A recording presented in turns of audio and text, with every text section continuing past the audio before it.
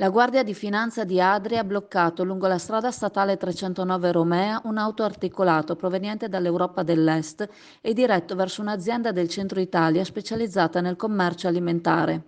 Il controllo del carico ha permesso di verificare l'etichettatura non conforme alle norme vigenti, pertanto i militari hanno provveduto al sequestro delle 21 tonnellate di derrate alimentari contenute nel tir, prodotti con la cui vendita si sarebbero ricavati circa 200.000 euro.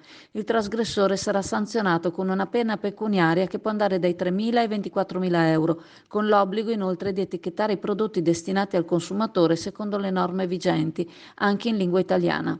A riguardo, il presidente della Regione Veneto, Luca Zaia, è intervenuto complimentandosi con le forze dell'ordine per aver sventato una catena del falso, ciò a tutela sia dei produttori che dei consumatori. Il sequestro effettuato ha contribuito a tutelare l'autenticità, la conformità e la garanzia di quello che viene acquistato. Le etichettature, infatti, garantiscono i prodotti e la qualità degli stessi. Abusivismo e contraffazione ledono le aziende che operano nella legalità.